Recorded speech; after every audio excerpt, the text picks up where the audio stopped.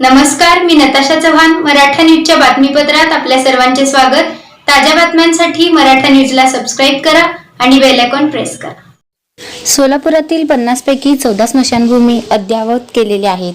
उर्वरित स्मशानभूमीच्या सुधारणा कामामध्येही लक्ष घालू. सोलापूर शहरामध्ये सध्या 3 ते 4 दिवसांनी पाणी येतं. ते किमान 2 ते 3 दिवसांनी आलं पाहिजे या दृष्टीने आपले प्रयत्न आहेत.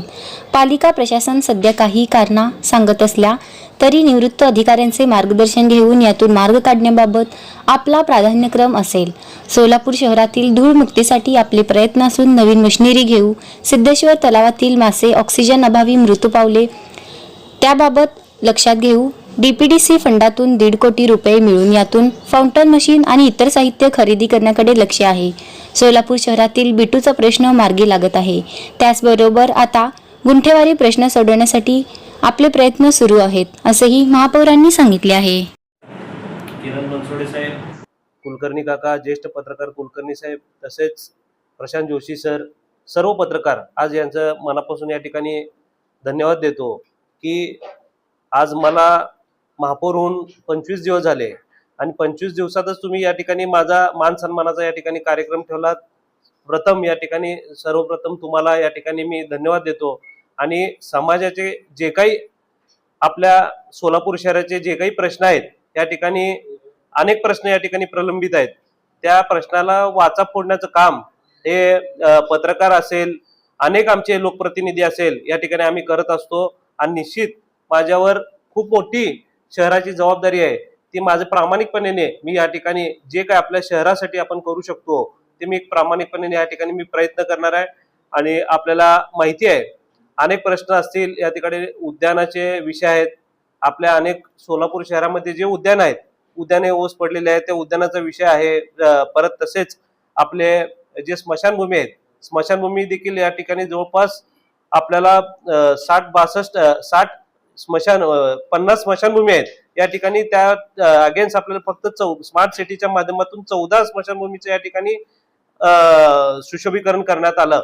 पण त्यात बाकीचे जे काय अजून राहिलेले आहेत त्याच्या देखील आपल्याला या ठिकाणी काम करायचं एवढं सांगतो. आणि सोलापूर शहरामध्ये स्मार्ट सिटीच्या माध्यमातून अनेक कामं या ठिकाणी झालेले आहेत, पण त्याचं मेंटेनन्स न होता या ठिकाणी मेंटेनन्स कसं केलं पाहिजे झोनच्या माध्यमातून, जोपर्यंत झोन निर्मिती होत नाही. मी जेव्हा महापौर झालो मला एकच कारण का मी हातदोड भागातून मी या ठिकाणी निवडून आलो. गेले 4 टर्म झाले मी हातदोड भागाचं त्या ठिकाणी प्रतिनिधी करतो. समाजातले जे काही शेवटचे बारीक सारीक जे गोष्टी आहेत ते मला सर्व ज्ञात आहेत. आपला सोलापूर शहर, सुंदर सोलापूर शहर आपल्याला जर करायचं असेल तर झोन निर्मिती होणं हे गरजेचं होतं. म्हणून एकच झोन जवळपास एक प्रभाग 4 झोन मध्ये वाटला गेला होता. त्या ठिकाणी मी जास्त काही न बोलता कामावर भर कसं देता येईल म्हणून या ठिकाणी आम्ही झोनवर या ठिकाणी प्रेशराईज करून सोलापूर शहरातले पहिला झोन सक्षमीकरण या ठिकाणी केलं. आणि झोन सक्षमीकरण करून एक प्रभाग एक झोन अशा पद्धतीने कामाची वाटचाल त्या ठिकाणी चालू केली. आणि आता निश्चित आपले जेवढे काही कामं सोलापूर सिटीच्या माध्यमातून, स्मार्ट सिटीच्या माध्यमातून या ठिकाणी झालेलं आहे, त्याचं मेंटेनन्स असेल, त्याचं स्वच्छता असेल, आज धुळीचं प्रमाण आपल्या सोलापूर शहरामध्ये जास्ती प्रमाणात आहे, त्याचा विषय असेल. डिवायडर मध्ये आज आपल्याला बघतो सोलापूर, सुंदर सोलापूर, स्वच्छ सोलापूर आपण म्हणतो, पण अनेक डिवायडर मध्ये या ठिकाणी झाडं आपण मध्यंतरी लावलेले होते तेही देखील या ठिकाणी नसल्यासारखे आहेत. तर कुणाला आपण संस्थेला या ठिकाणी काय टॅक्स बेनिफिट देऊन शास्ती फी असेल, शास्ती फीच्या माध्यमातून आपण शास्ती फी दरवर्षी 50% माफ करतो. तर शास्ती फी 100% माफ करू, पण तुम्ही हे झाडं जगवा म्हणून आपण त्या संस्थेला जर दिलं तर निश्चित आपलं सोलापूर सुंदर या ठिकाणी दिसेल असं मला वाटतं. अनेक धुळीचा विषय आहे, अनेक प्रश्न या ठिकाणी आमच्या समोर आहेत. आणि पाण्याचा विषय आहे. पाण्याचा देखील आज आपल्याला माहिती आहे गेले 8-9 वर्षापासून आपल्याला या ठिकाणी पाणी जवळपास 3 दिवसाआड 4 दिवसाआड काही भागामध्ये मिळतं. साहेब की गेले आपले जे पूर्वी रिटायर झालेले जे अधिकारी आहेत, जवळपास 6-7 अधिकारी आहेत, त्यांना अतिशय चांगला अनुभव आपल्याला सोलापूर शहराचा आहे.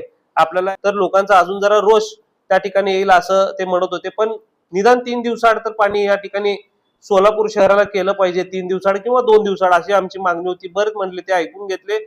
जागेवर आपण व्हिजिट करून सर्व जुन्या अधिकाऱ्यांना घेऊन जाऊन अजून तिथं काय करता येईल आपण त्या ठिकाणी करायचं ठरवलं.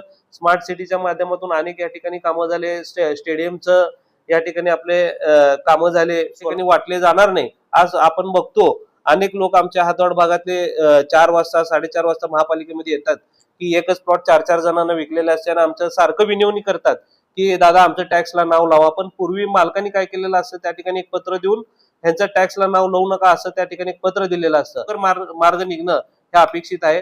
या अनुषंगाने आम्ही लवकरात लवकर गुंठेवारीचा देखील या ठिकाणी आम्ही विषय मार्गी लावणार. ताज्या बातम्यांसाठी मराठा न्यूजला सबस्क्राईब करा आणि बेल आयकॉन प्रेस करा.